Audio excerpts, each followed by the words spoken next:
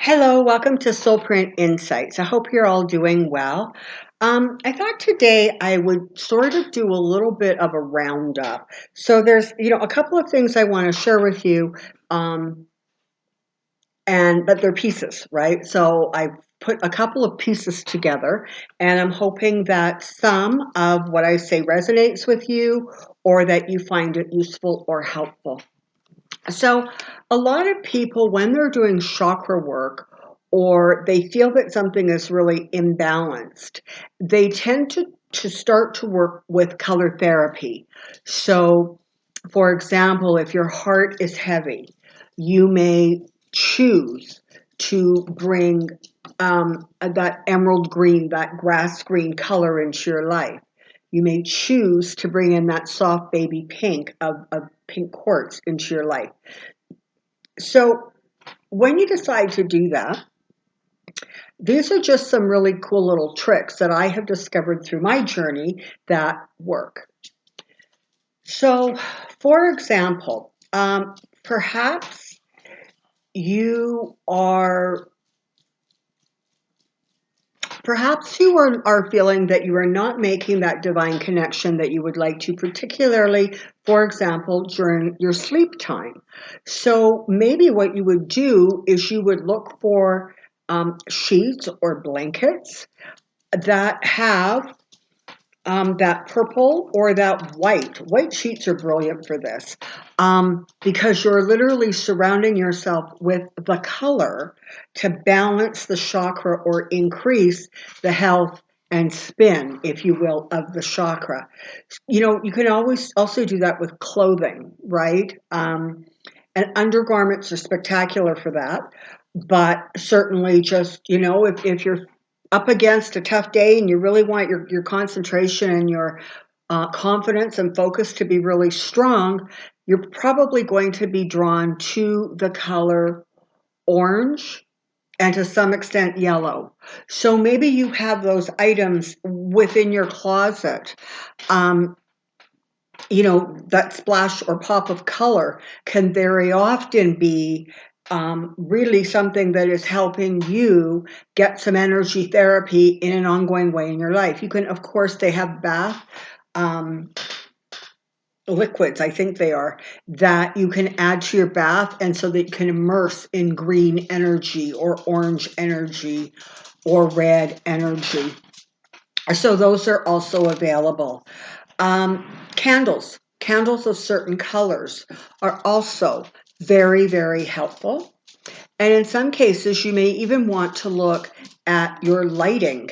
Perhaps you might want to change a light bulb into a soft pink or a soft blue, because that would enhance the color energy that you're wanting to work with.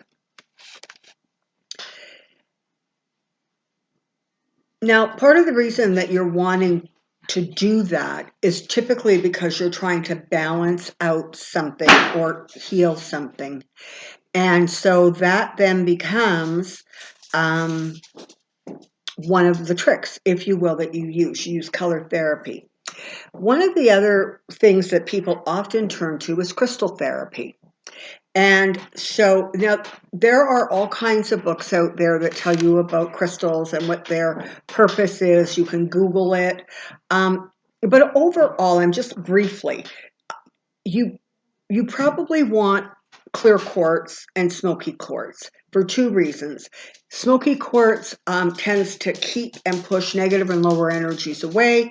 Clear quartz offers you sort of an uplift, a better connection to spirit, and it offers protection around you.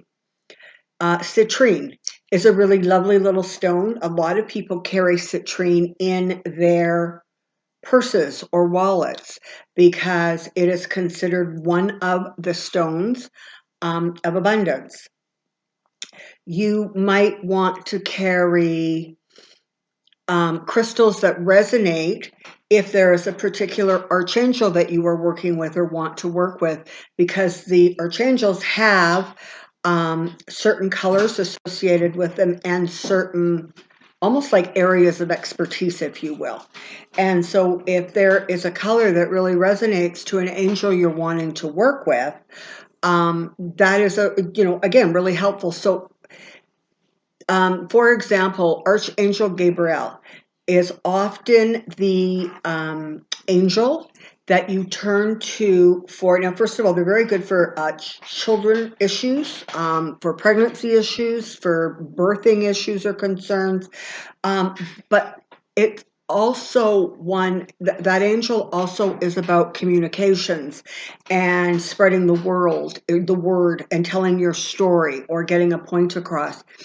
And so the color that Gabriel resonates to is an orange. So you might want to find an orange stone. Coral is one that comes quickly to mind. You might want to wear something orange around your neck. You might want to carry appropriate crystals in your pocket or purse.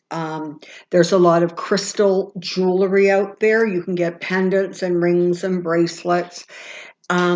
And you can usually get almost like these little cages that you put a crystal in, and then that you can put on a chain of some kind. You can put those crystals beside your bed, under your pillow, under the bed. You carry them in your pockets, etc. So crystals, you don't have to have big crystals to do the job. You don't have to have a huge collection of crystals to do the job. Kind of, do some experimenting and figure out what it is you think you would like to draw in your life, and then simply Google, what crystal do I use for this? And the information will come out. And then you can take that down and ask to find the metaphysical characteristics of a crystal. So that's another area that you might want to look at, is simply bringing the color or the crystal to you in your vicinity. It is incredibly helpful. Now, I also want to talk about intentions or reminders, and often you utilize particularly reminders if you are trying to correct or minimize a behavior. So lots and lots of people suffer from the sort of ongoing negative dialogue that goes around and around in your head. And once you start focusing on how damaging that can be, and you're now working to clear that process out, and there are Masudius videos pertaining to that, so you can look those up, certainly in the playlist. But one of the most effective ways, believe it or not, of stopping those thoughts that are just going around and around and around, when you catch yourself thinking them, you literally see a stop sign in your head, and you say the word stop with a fair amount of force, okay? You're not quietly asking this or suggesting it. You are commanding that your head stop the spin. And then you're going to come up with a couple of things that you can replace that with. Now, sometimes you might want to replace it with the corrected version, which typically will boil down to some variation of the statement, I have worth, I am worthy, I love. Okay, so sometimes you want to replace it with a more positive thought to counterbalance the spin that's going on. Sometimes you simply want, in that moment, to just really distract your brain.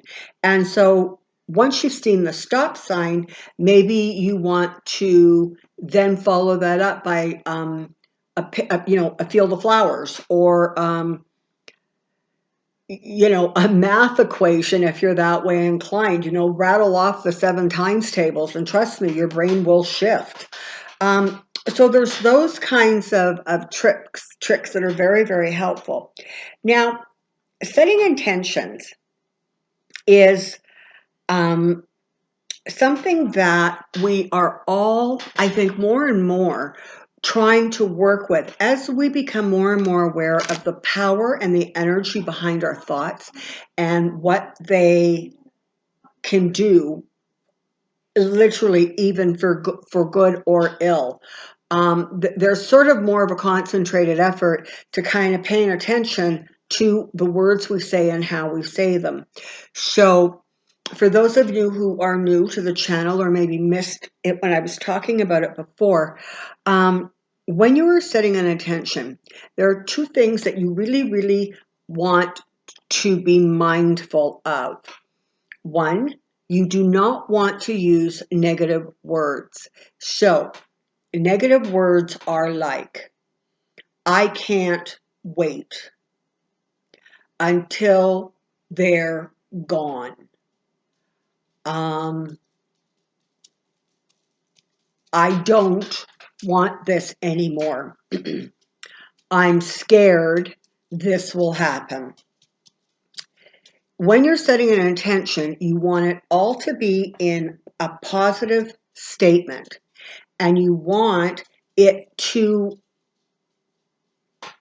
be portrayed as if it exists and it is in your present. Not even making its way to you, but in your presence.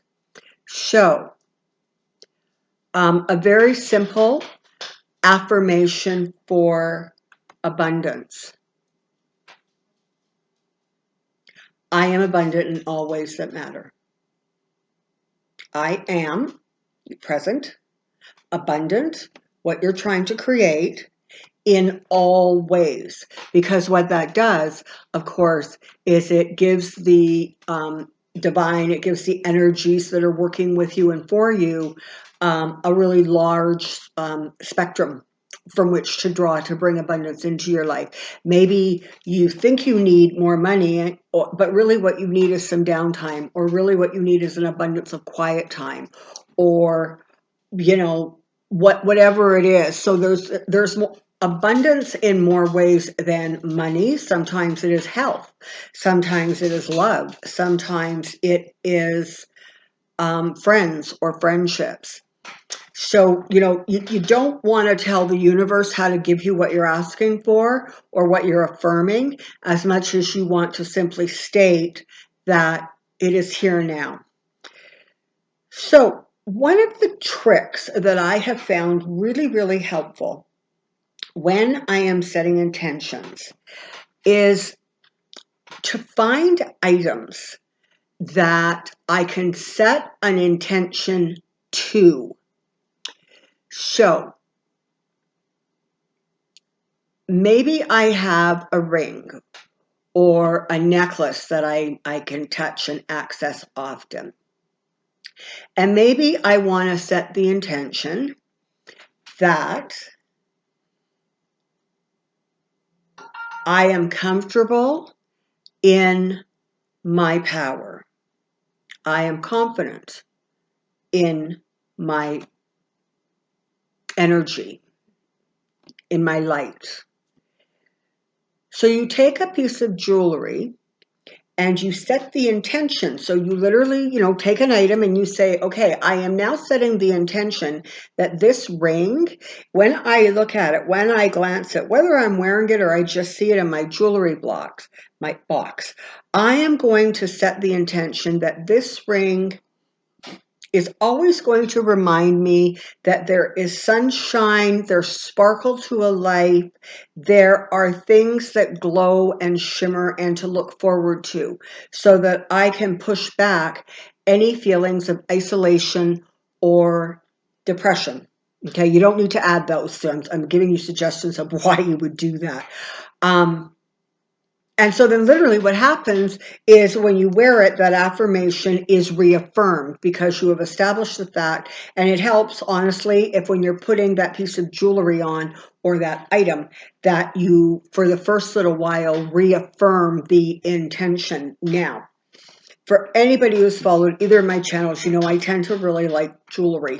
And so for me, that is often my go-to when I'm wanting to set an intention to either create a new energy or minimize an existing energy or behavior, or because I'm wanting to attract a new or different element in my life that I feel I want to consistently work on it, and I'm using jewelry in my world as the trigger, okay? But you can use items that are around the house or around your environment. So maybe something as simple as, and this is where you're blending things, something as simple as lighting an orange candle every day for an hour. And as you light that candle, saying, I am building confidence, I am building comfort in my own thoughts, I am strong, whatever it is. And of course, the color orange is going to resonate with your sacral chakra, which is where those feelings come from or are generated from. So you can do things like that. You can, another one of my favorites is if you can get a hold of a glass or a cup, a mug, of a color that you're wanting to use, or with sort of something that triggers the intention you want to set, right? So for example, this is kind of an interesting one, but let's say you are trying to lose weight. And, you know, one of the easiest ways, frankly, to lose weight, or one of the things that makes it easier to lose weight, is water, right? Want to drink more water. So it's really a cool thing and a really smart idea if you can get a glass or a mug and you want it to be clear, perhaps you might want it to be pink or green, because part of the reason that your heart is hurting and that's what's causing you to comfort eat. Maybe, you know, you want something that's going to boost your confidence. You set the intention that whenever you drink that water from that glass, you are going to be comfortable and fulfilling, and the anxiety that is triggering sort of or inhibiting the weight loss is settled and calmed. Okay, so I have a beautiful blue water pitcher, and that often comes out if you know, I want to work with energy connected to my throat, or speaking or telling my truth, because of course blue is the color of the throat chakra. So those are all little tricks and items that you can use to work with. And one of the other things that, particularly if you're trying to set intentions to stay calm, or to reduce your anxiety or worry or stress. And these days, I think a lot of us are feeling maybe more of it than we typically do. So again, lighting colored candles, or a blanket that is comforting and a color that envelops you with a sense of just calm. The other thing that you can use is oils or scents, like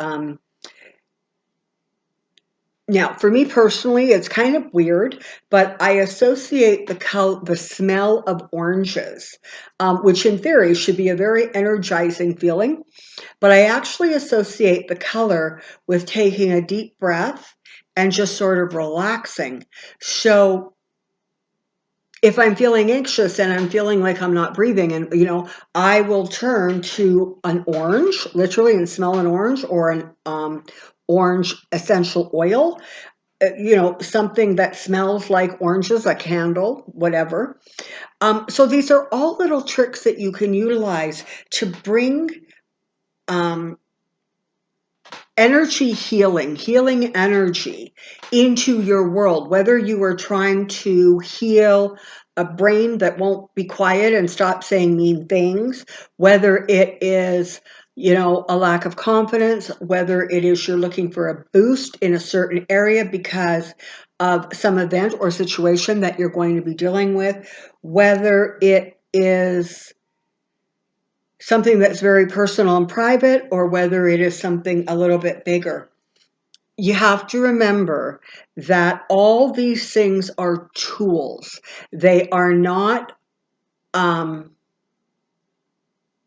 not sort of an item. The power is not encased in the item, okay?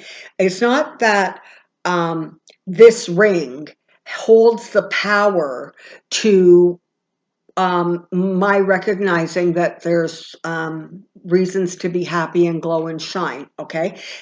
The power is not in the ring. The power is in the connection and the words and the association of the item. So it's not that, that's why you literally can pick anything that's around you and it will work. The item is what gives you the focus or the attention, but it is not what holds the power. And that is actually true to some degree, even with crystals, which of course are known for their natural powers and energies. I'm not saying that they're not in there. They are in there. But what I'm saying is, if you don't believe that that smoky quartz is going to offer you protection, it's not probably going to, because you're not recognizing sort of the gift it offers. If you believe that it absolutely is going to, and you carry around a piece in your pocket, or you have a small piece by your bed or under your pillow, but you believe that it's there and it's going to protect you, that is exactly what it's going to do. So, and again, remember, your mind is what creates the world you live in, but your mind very often cannot and will not create the absolute impossible. And if it can't, it's probably because it's actually not part of your soul print or what you're actually trying to accomplish in this time and space. So I'm hoping that some of these sort of little tricks are helpful. And certainly if there's anything that you're specifically wanting me to address in the future in terms of how I might handle this or that, please put it in the comment section. I will do my best to actually make notes and keep notes, and we can do another one of these in a little while. Okay, so for right now, I think that's it. Thank you so much for being here at Soulprint Insights. I'm always, always so excited to have you. I love the thumbs up. I love the comments, and of course to all my subscribers, new and old. Thank you so much for letting me into your world. Until next time, stand in your strength and stand in your light. Bye.